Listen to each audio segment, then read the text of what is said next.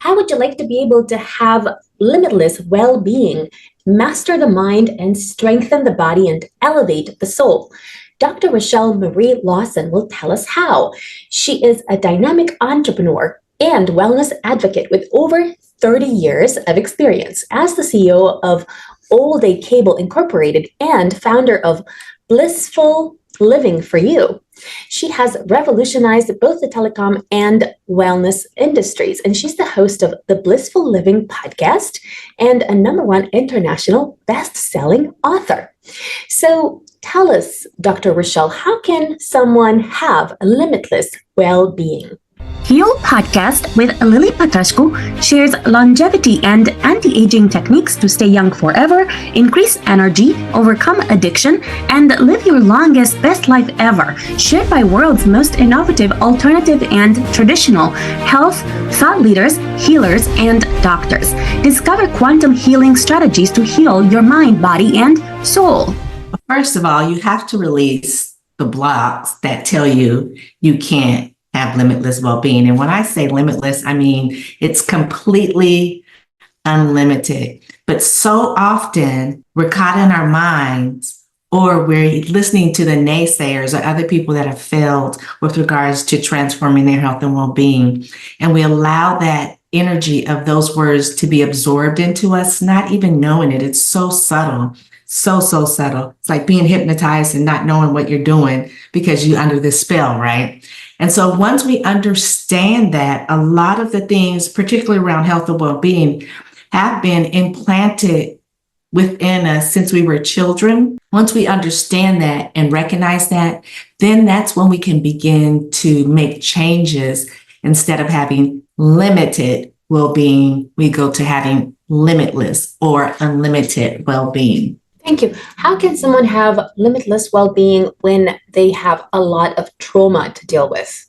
So with regards to trauma, first of all, if you have been traumatized mentally, definitely I would say go get the right therapist for you so that you can correctly realize, recognize, and release the traumas that may be of your past that could be very detrimental, but you can release them and begin to, again, open up your mind to being that beautiful soul, that beautiful mind, that beautiful essence, that beautiful person that you were meant to be prior to the trauma and even after the trauma. Utilizing the trauma as a journey from going from a place of being in a dark, hidden, horrible space to evolving into a very beautiful, light, scenic, majestic place.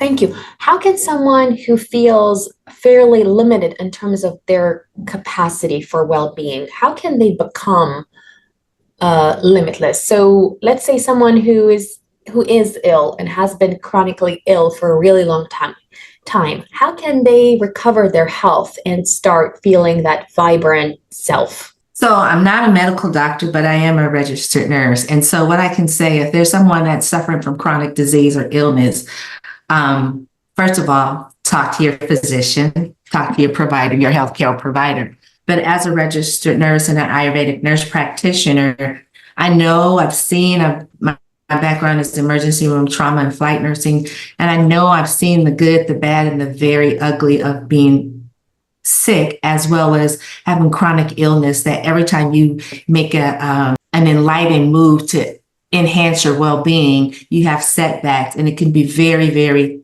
difficult and traumatizing to your psyche as I'm never, ever going to be able to be healthy and well. But you can, and you can take it in little increments. For instance, let me share a quick story. My mom was diagnosed with rheumatoid arthritis and lupus at the age of 35. By the time she was 39, she was put on total disability and she had to retire from her job after 20 years of working in the electronics industry in Silicon Valley. And even though she would wake up days in pain or joint swelling, not feeling good, her saving grace was, one, me having a daughter as a nurse, but two, me helping her to understand that the fact that every day is a new beginning for her. And the chronic pain that she may have had yesterday, well, today it's different. And let's work on what's happening with you in that moment in time. So we would focus on the things she could do. And over time, it just became her mantra. She started focusing on the things she could do. I tell that to my patients or my friends out there that have chronic illness and disease. Don't focus so much on the chronic illness and disease that you have, even though it's front and center, always in the front and center of your mind, right here in your face, every morning, every day. Focus on one thing or recognize one thing that you feel good about. Maybe you feel good about that you just woke up. That's one good thing that you can focus on, that energy for that day. And the next day, it might be something else. And over the course of the week, you'll have 7 things that you can focus on to take you into the next week that might just help you to feel better. Seeing your grandkids, being able to, have a conversation with your children, spending time with your spouse with just mental pain or discomfort, or going to the doctor and celebrating that, whatever your chronic disease or illness is, you're doing just a little bit better at this checkup. These are moments that we have to embrace because they're so small sometimes and they're so fleeting. They'll pass us by, and we get so hung up and so trapped into that negative mindset of the chronic illness and disease that's just really wreaking havoc on us. If we could take one little aspect that was beautiful in our day, waking up, like I said, or being able to step without pain today. May not be like that tomorrow, but take it for today.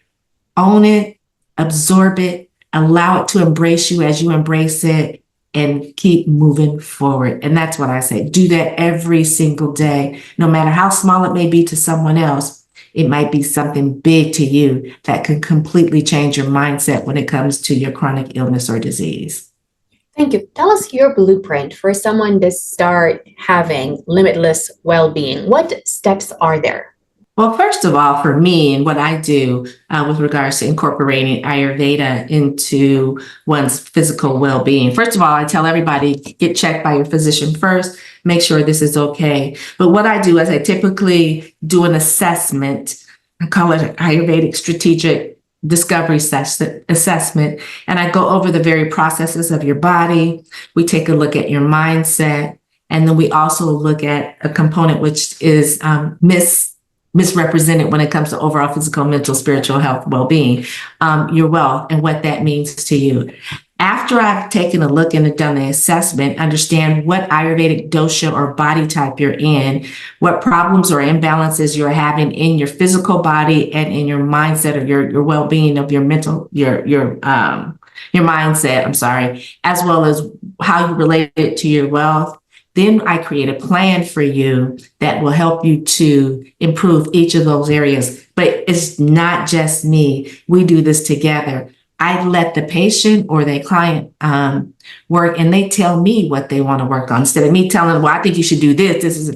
I lay out what the imbalances are, and then I say, what's the first thing you want to tackle? You want to tackle the hardest thing or the easiest thing? But then I leave it into the client's hands. And as we go forward, the wonderful plan that's specifically and personally created for them, as they go forward, they begin to see the improvements in their wellness, their mindset, and their wealth component, whatever that means for them. Thank you. What is Ayurveda? Ayurveda is an ancient, holistic Indian medical modality that's been around for 3,500 to 7,000 years, depending on what documents and chronicles and stuff you read. But it's all about utilizing what we have here on Earth via herbs and body therapies and all other wonderful aspects that focuses on the mind, body, spirit, and emotional well-being. And it's all natural, all natural. Thank you. What other steps are important for someone who wants to have limitless well-being? I think the very first thing most of my clients will go or undertake is a detoxification. And the reason that is because over the course of our years, we build up a lot of toxins in our body. We're exposed to all kinds of pollutants and toxins in our day, each and every day. And so a lot of times, in order to get the body and mind back into a balanced state, we have to detoxify and release some of those toxins that we may have picked up that we're not even aware of. So the start with me is you got to do a detoxification, a deep detoxification, so that you can have as clean a slate as possible to build your health and well-being up into the component of what you want it and what you desire it to be when it comes to the natural modality of Ayurveda or Western medicine, because I can help you blend the Eastern with the Western because I practice both disciplines. Thank you. What habits should an entrepreneur who wants limitless well-being practice every day to make sure that over the longer term, they feel better? So as an entrepreneur, I've been an entrepreneur for a long, long time, and I have 2 businesses. So a long, long time ago, I'm talking about 3+ decades ago, when I became an entrepreneur, I discovered I was already practicing Ayurveda. And so I thought it's been working so well for my physical and mental well-being because I suffered from an undiagnosed medical condition for 17 years. And Ayurveda helped me to become completely healthy and well, mind and body, right? But I thought about how can I take this wonderful modality and apply the principles in my business? And when I did that, when I discovered how to do it, and when I did that, I was able to take my business from being just a small company located in Northern California to becoming one of the top 50 women-owned businesses in Silicon Valley. And so here is the thing. The processes of me incorporating Ayurveda into my physical and mental well-being as well as my wealth also work for my business. But I started with meditation. Before I even get out of bed, I have a vision. I visualize what do I want my day to be like? And what do I want to accomplish in my business? Then I meditate on what I want my day to be like and what I want to accomplish in my business for that day. During meditation, things that may have been plaguing me, problems, formulations that I'm trying to work with, the solutions generally will come up because I've done the vision of what I want that day and the meditation. And anytime I meditate, wisdom always rises up within me so that it's front and center, right? And it's 9 times out of 10, it's a solution to maybe a challenge that I'm having. And then I think about what is a limiting belief that I have about myself for the day. We all have them. Me, I still have them, right? But what is the limiting belief I have for myself that in the middle when I woke up, I'm getting ready, my day might be, I may not be able to close this deal for this big contract. I may not like that person that I got to deal with on this project. It may be a variety of having to deal with employee issues or just challenges with profitability, right? But whatever it is, when I do that visualization and that meditation, a solution will come to me and I'm incorporating it into my business. Another thing is every business should do what I call, I say a quarterly or semi-annual detoxification of the business. Take a look at where your business's processes are imbalanced. And we all have them. We all know if your expenses are more than your sales, then you have a problem, right? You got to clean up that problem. And 9 times out of 10, it's a detoxification issue. So with that being said, every business should do a detoxification, whether quarterly or biannually, to see where they need to clean some things up. And then when they begin to have their strategic planning for the next quarter, they can look at what they need to detoxify and implement strategies to detoxify it so that that area of their business can go about being more efficient, effective, more profitable, and more sustainable. That's a long answer and a short question, but yeah. Thank you. Tell us your 10 commandments for becoming a limitless well-being. 10 commandments for becoming unlimited well-being. 1, the first one is I can do it. I can do it. The next one is whatever I put my mind, body, spirit, and emotional body towards, it will be a success. The third one is connecting with your divine source, whatever that may be for you. Tap in and connect with your divine source.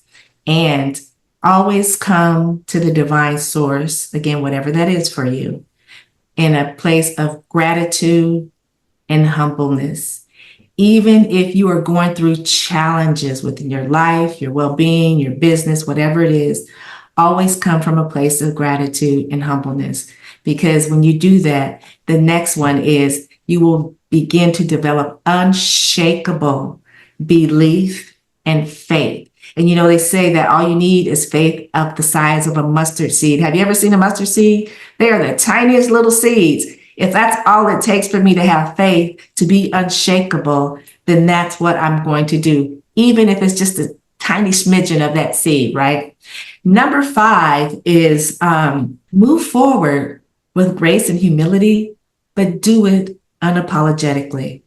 Whether, again, it's in your personal life, your business, or whatever it is, move forward with grace and humility and do it with unstoppability.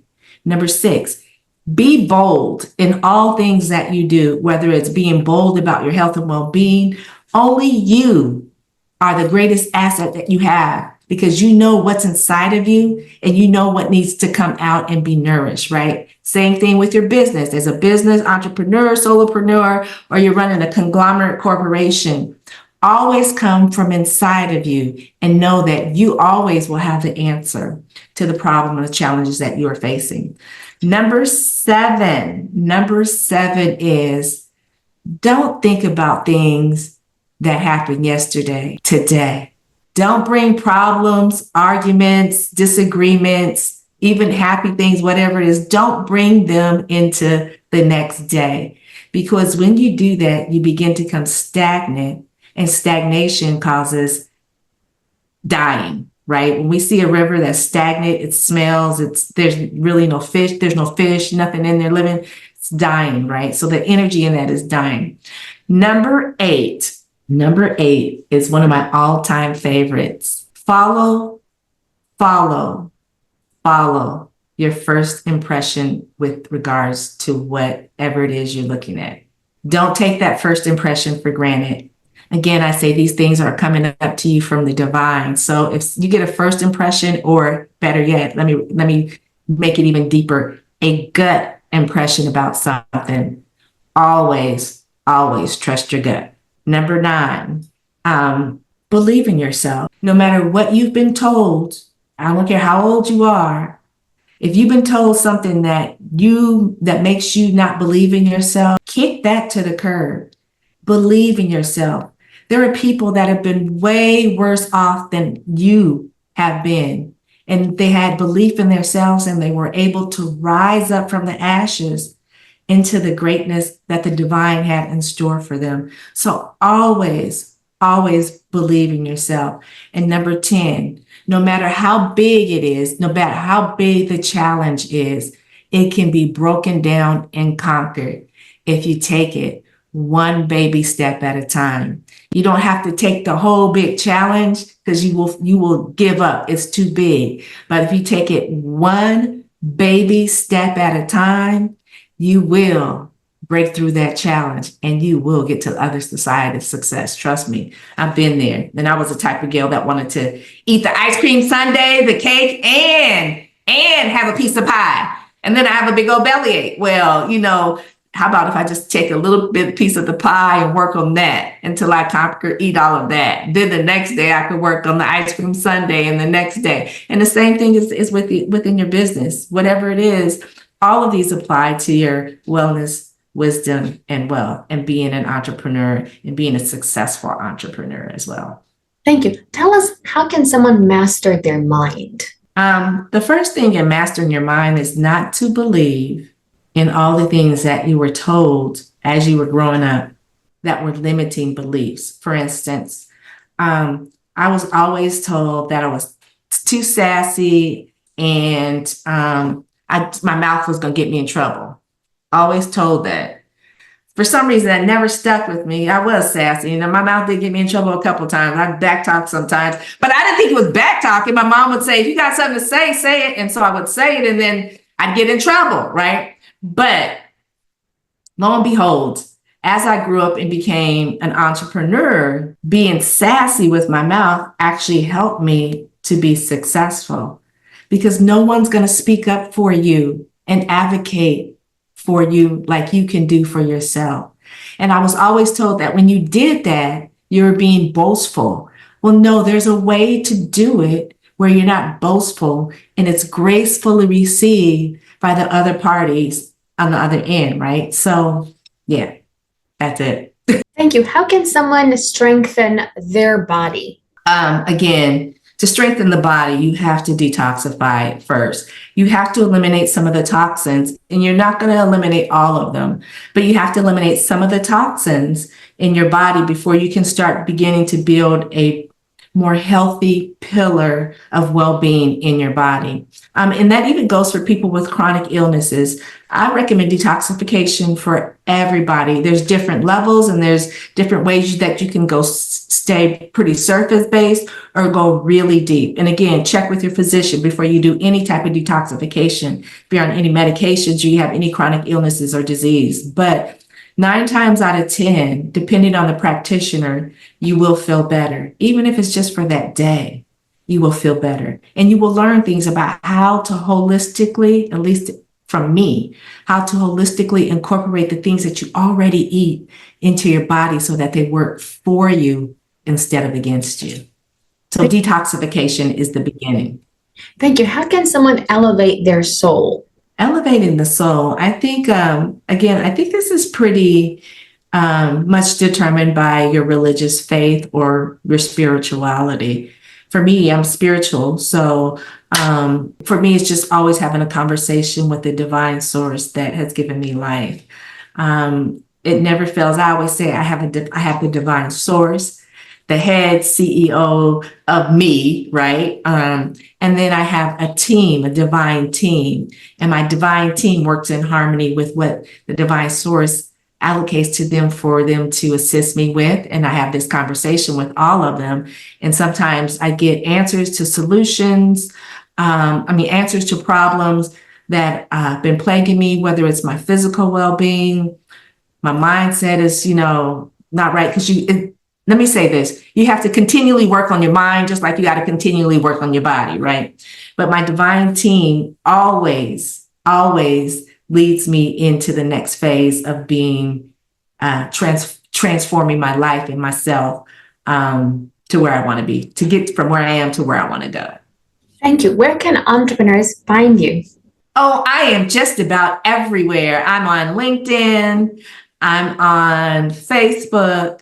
I'm on Instagram. I'm even on X. Not very often, but I've been on an X member when it was Twitter for a long time. But if you can't find me, you are not looking for me, you can find me on YouTube. Type in Rochel Marie or Rochel Lawson.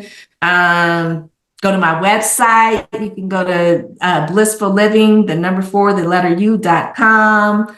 There's articles published about me. So really, if you Google me, that's the best way. Follow me for more interviews with world's most innovative health change makers to live your healthiest life ever.